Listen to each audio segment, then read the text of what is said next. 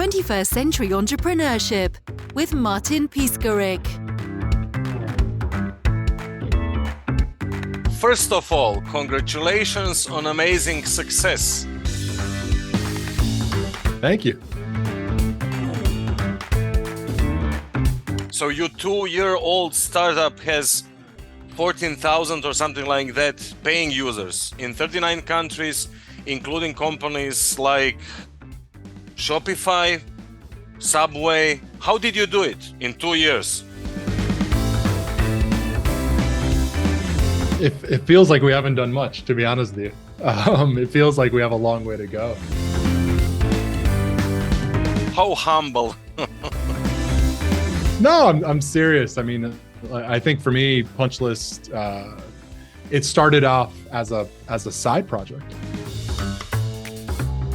I had spent 15 years as a designer, kind of project manager in agencies, and we had built massive projects for large companies like CNN. Yeah, American Express. I mean, CNN, Ben and Jerry's, like you name it.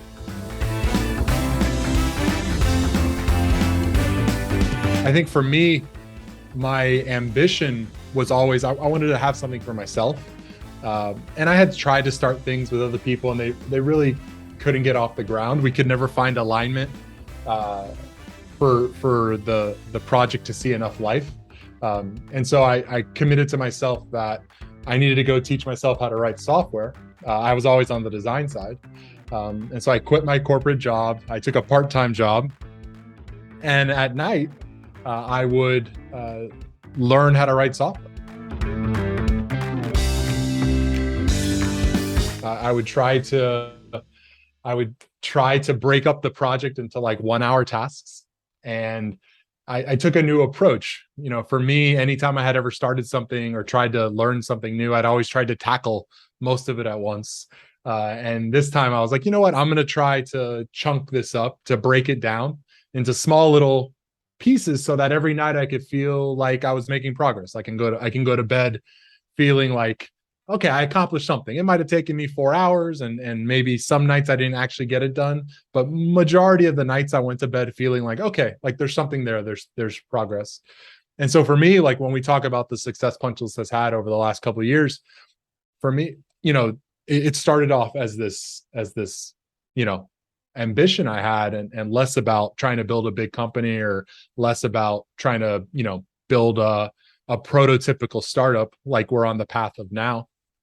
And then a lot of that changed for me last year because it went from a kind of a side project last year to, okay, now we're going to go through a Techstars accelerator program. We're one of only 10 companies in this program. And we're going to, then it went really well and things started to click and we were able to raise some funding last year. So, you know, when I think about where I was in my basement a few years ago, you know, literally with 2 screens, one watching someone do it and then me in the other screen trying to copy them. And that's how I learned. So yeah, I mean, how we did it, I think we're still trying to figure it out. I mean, to a large degree, I don't think we've really cracked it. But yeah, we have 14,000 users. We have users from companies like National Cash Register, NCR, and we have little boutique companies and single users that do a lot of great work as well.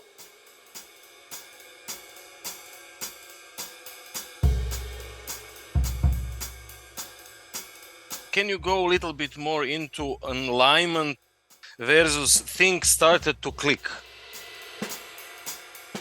Tipping points. So what are the ingredients of that transition, that transformation? Yeah, so Punchlist is a piece of software that allows you to get feedback on your work. And when I first started it, when I first created it, the type of work was very narrow. It was you were building a website and you needed to get feedback about what's left to be done. And you're typically getting that from your client. And I think for us, the tipping point, especially last year, was we started to expand the type of work. And we started to think through the type of ways they could use the tool. And then things became more interesting because it became less about websites, and it became more about, we have astronomy students who are annotating, charts of stars. We have architects using it to annotate floor plans and to mark up floor plans. And they're still doing the same thing. They're getting feedback from their customers, but it became very narrow feedback on websites, to now very expansive, where work is just a general definition, and it could be a lot of different things.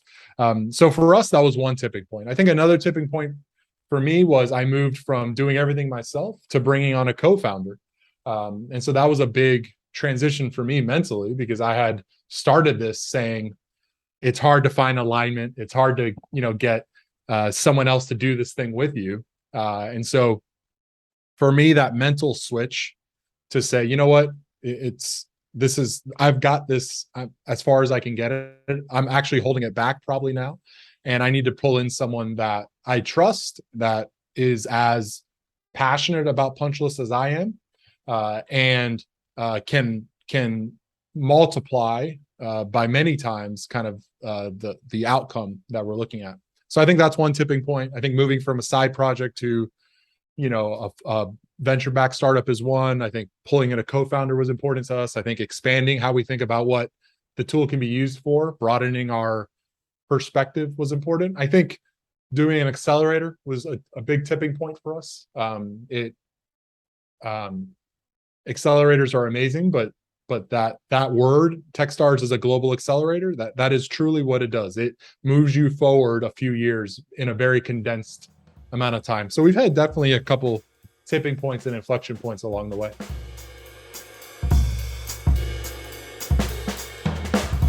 Let's go more into the skill set. I had some discussions about the difference between founder and C-level. So a lot of entrepreneurs told me, well, I had a moment during the project when I realized my skill sets as a founder are now not so important, and I need to invest into somebody else. Yeah, absolutely.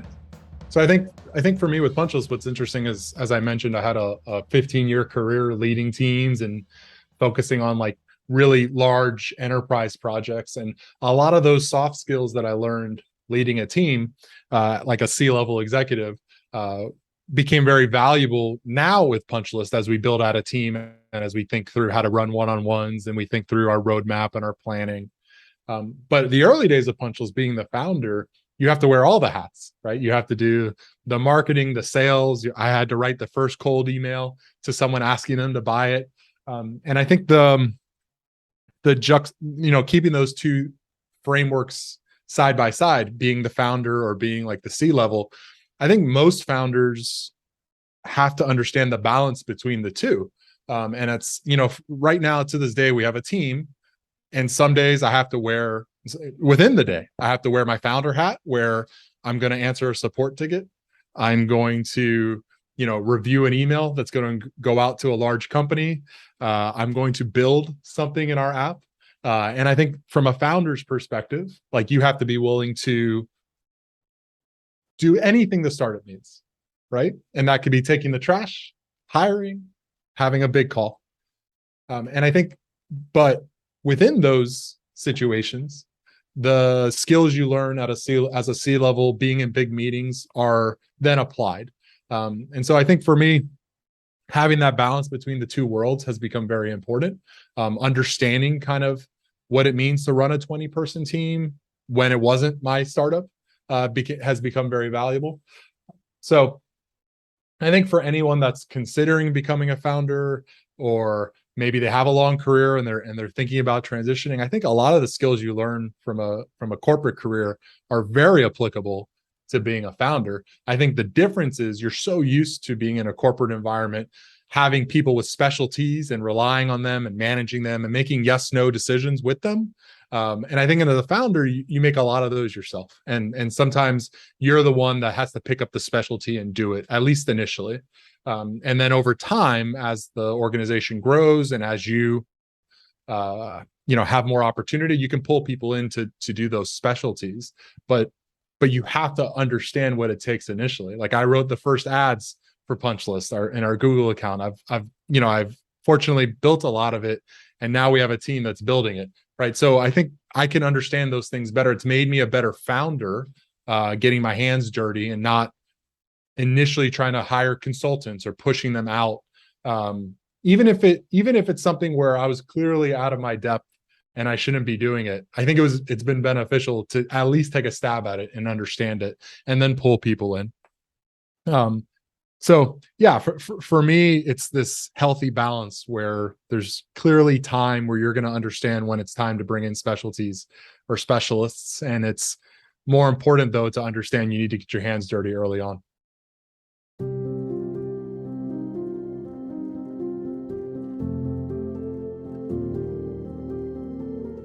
Before we go back to the platform per se, let's speak a little bit more about you.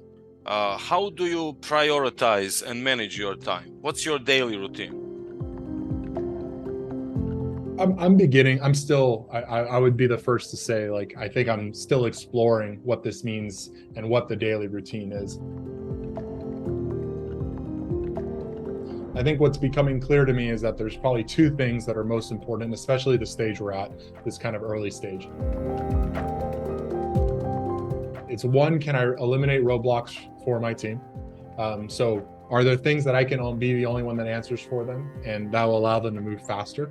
Or can I just eliminate things that might not be important, that they shouldn't be wasting time with, and just say like, hey, have a little bit more focus, don't worry about it.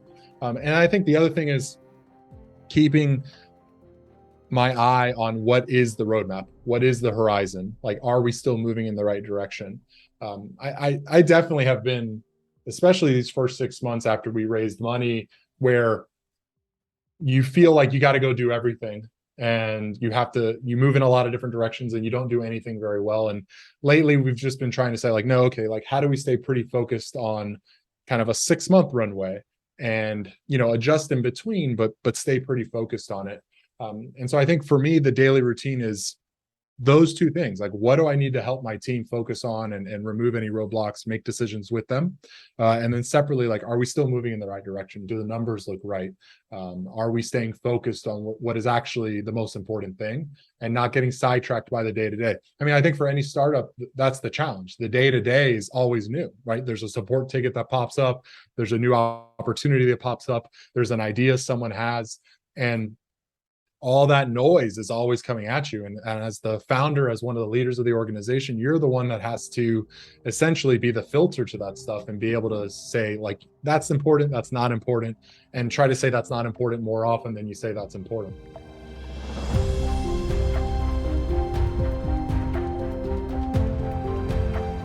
Beside the business, do you have a specific daily routine regarding waking up? So some guys are waking up at 4 a.m., some at 7. Do you have some specific sport activities? Do you meditate? I think I've had a complete evolution on this one. So I pre-COVID, I lost maybe 75 pounds, and it came through this a daily routine and just being very disciplined about it. And so I think right now the routine is I typically get up around 5:30 in the morning. I try to work out. My wife, actually, she's in healthcare, and we work out at the same time together. So we'll be in the same room together. It's a great way for our marriage to start the day off, right?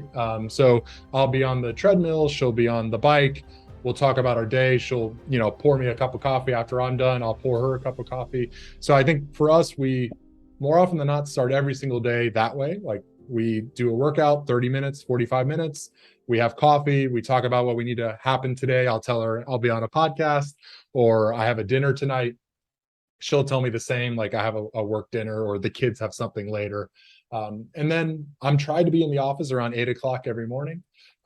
So for me, I take the kids to school. So I work out, get ready for the day. I take the kids to school every day. It's actually very important to me. My two kids, I don't have a lot of predictability after that. during a day. Like, I don't know if something's going to pop up. And so for me to have every morning where I take him to school, I wish him a good day, we talk through the day together, that's become a key part of my routine. I try not to sacrifice that.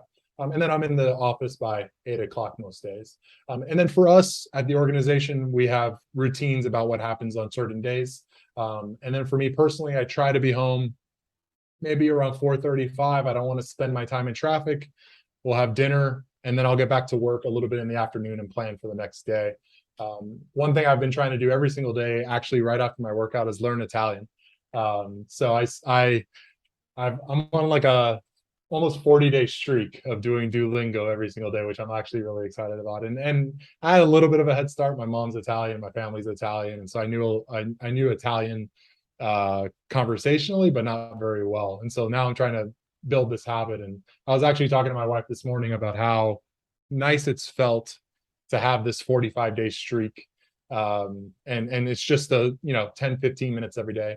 And I've been thinking about that in other things, like whether I want to add another habit to my daily routine. Is just, can it be a 15-minute thing that I just build that habit every single day? So for me, it's working out, doing a little bit of Italian, take the kids to school, but most of my workday starts around 8, and then the volatility enters, like support requests, emails, and all the other things that could pop up.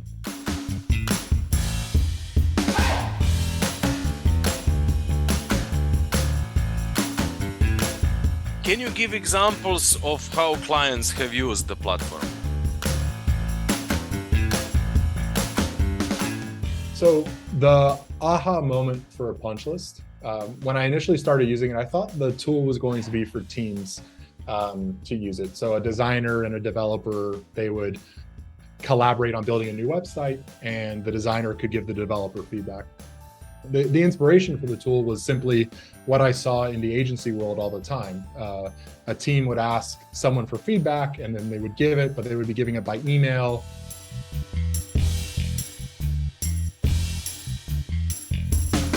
Or they would be typing it into a spreadsheet, and it required you to ask a lot of silly questions, like what page were you on? What were you looking at? What browser were you in? A lot of that detail that makes that the person that's skilled is thinking about, that the person that's giving the feedback doesn't really consider, they don't really think about. So I was like, this doesn't feel right. Like it's creating more work getting the feedback than less work, and you're having all this back and forth. And so the initial version of Punch List was simply, can I build a system that answers those silly questions for you, right? So Punch List automatically knows what page you're on. It knows what you clicked on. It takes a screenshot of what you saw. It knows what browser you're in. So all these silly questions, all these things that make good feedback, it just does it for you. And the person that's giving the feedback, the person that's giving their opinion, they don't even have to worry about that stuff. They can just say what they see is wrong. And then we complement all of that with rich feedback. So for us, the tool, the aha moment though, was it became less important for teams, and it became more important for everyone that's outside of your team. And so the client is the one now that mostly uses Punch List, because it's just one link that the marketing team or the agency can just send the one link out, and that person with one button can say, here's everything I see wrong. And they're not typing up an email. They're not, making a PowerPoint or printing it out and writing on it. So it makes their life a lot easier. And what ends up happening is the people that need their approval, the team, they can move a lot faster, right? So use cases we have organizations, global organizations, that their production team will be in the United States, but their stakeholders might be in the United Kingdom or in Europe or elsewhere. And those people can review their work while the production team is sleeping. And so we see landing pages in Punch Lists where a subject matter expert in the United Kingdom will say, here's everything I see wrong. And the next morning when the production team wakes up, they'll have everything that they need to fix. We have teams that are using it to review branding. We have teams that are using it to review floor plans. We have a major restaurant group that uses it for walkthroughs of their restaurant. So they'll have someone that's at the restaurant for a new building. They'll take pictures with their phone. They'll upload it to Punch List, and someone that's in their corporate office will be able to look at the floor plan and say, oh, that's interesting. Like, here's everything that's wrong with this floor plan. and our prototypical website builds, that's the bread and butter for us, but we have students using it, as I mentioned earlier, architects, landscape architects, consultants. We have a lot of venture capital companies that actually use punch lists. So what they'll do is any of their portfolio companies will submit their pitch decks through punch lists to the firm for feedback as they're trying to raise money. And that firm can give feedback and share it with other people and say, here are the numbers we'd like to see in the deck, or here are the slides we think look a little bit better. So for us, we support websites, PowerPoint files, PDFs, and a lot of these things are just containers, right? So a website could be a website for a product. It could be a website for, a butcher. It could be anything. And a PDF is the exact same thing. The container could be anything. And so for us, the use cases are all over the board. If it could be in a PDF, then it could be in punch list. And so for us, what we are competing against is someone sending an email saying, can you review this? That's what we compete against every day. Is someone sending a PowerPoint, a PDF, a link to a website and saying, can you review this? And they're sending it to a bunch of people. And punch list ends up being a way better solution to do that than email. Because everything's just, it leads to all those silly questions that I asked you, I mentioned earlier. So yeah, that's punch list. It's a tool for annotating work.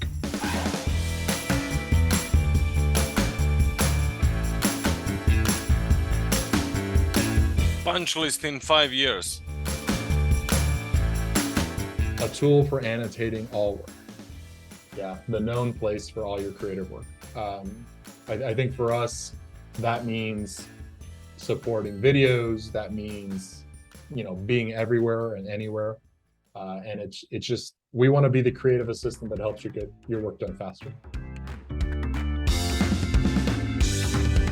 So as I mentioned, punch lists can be used for a lot of different things.